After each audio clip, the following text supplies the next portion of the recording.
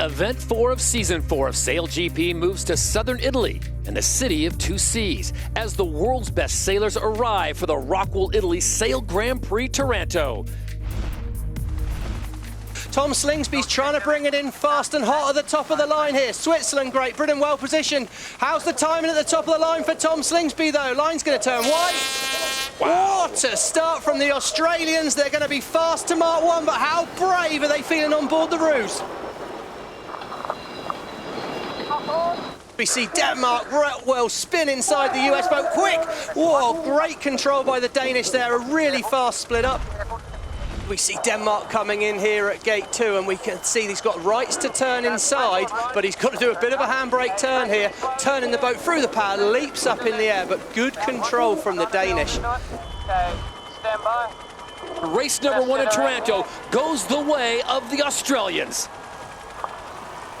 And a good comeback by the British crew there, and perhaps no surprises to see two of these slightly more old and experienced crews in Australia and Great Britain putting in top performances to start their regatta. Winners in Saint-Tropez, Great Britain, will seem to be very much back on their bus, and they'll be happy with a second place. And that is a sight we do not want to see. The word out on the water is Germany SailGP is done for the day. A problem on board with their technicals, so they will not be racing in race number 2 and 3 as they finished in 9th in race number 1. 10 seconds to go. It's Denmark looking good, but they're a little early. Australia's timing perfectly lined up for the pole position. 3 seconds to go. Watch for the line to turn white. Oh, to start out the middle of the line from Australia on the money, and they're now sprinting to Mark 1. Should be able to convert this into a lead for the Australian team.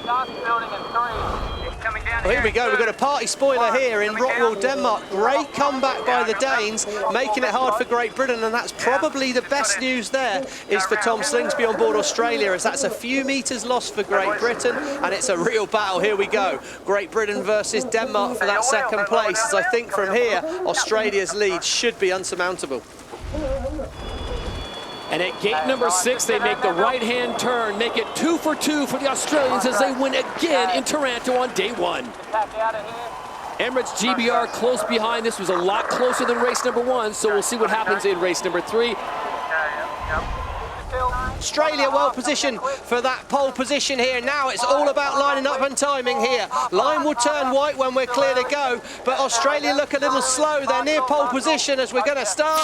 This is the umpire's early start penalty, Australia. Oh, there you go. Who's going to beat Australia? Maybe Australia are going to beat themselves. They need to drop to the back of the fleet as ROCKWOOL Denmark started in pole position. Can they convert that to a lead at Mark 1? There's got a tight moment at the top here. United States having to dip behind those two boats, but they're going to end up in space and slingshotting out. Oh, take a look at the Australian boat.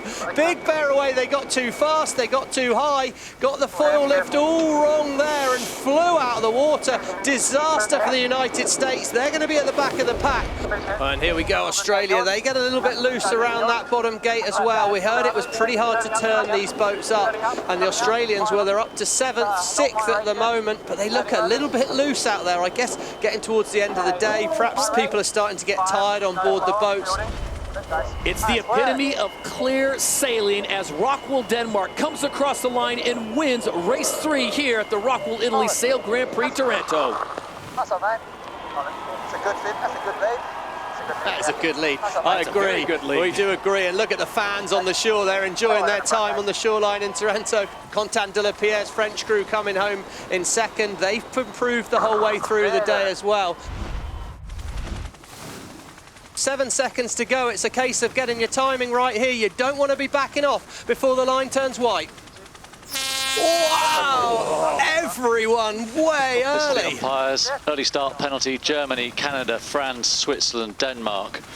1 delayed starter, USA. Wow, that means all 5 boats need to drop back behind the other boats other than the USA before Mark 1. Well, that's bad news for those teams, but it's fantastic news for Australia and Spain. We see Emirates Great Britain dive inside Australia, and that perfect start from Australia, well, they're slow. They're nearly stopped in the water now, and it's going to take a long time to build speed from here. Good news for Emirates, and in the background, great news for the United States, out there. They'll be racing hard today, we know that, but they've gone from a very poor start up to second. It's showing on our graphic at the moment. Here they come. They're going to take the first win on Championship Sunday here in Taranto. Emirates GBR claimed the win here in race number 4, and that will go along with 2 second-place finishes on day number 1. So as we approach the 4-minute cutoff barrier, it is Spain, the winners of the Los Angeles Sail Grand Prix. Diego Botín and company come across in 2nd place. Germany well positioned, Canada well positioned. It's all about timing now. Here they come. Watch for the line to turn white.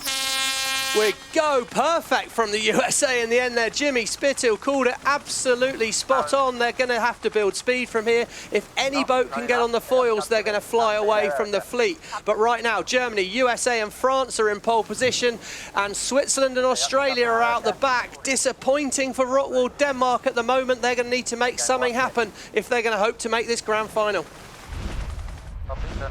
We see the Germans now make the slow progression around that gate, and we'll see what happens. But the Americans have decided, it looks like, to split the course. So what we will have to keep an eye on is the point situation. You've got Australia, Great Britain, and France locked into those positions right now, but the Americans still with a possibility, and it'll be interesting to see if the Americans get the win here. If France finishes way down the board, they're currently in 2nd, but if they were to fall off and finish way down the board, that could push the Americans through into that event final. So race number 5 goes the way of the Americans here at the ROCKWOOL Italy Sail Grand Prix in Taranto. The Americans get it done. They save their best for last.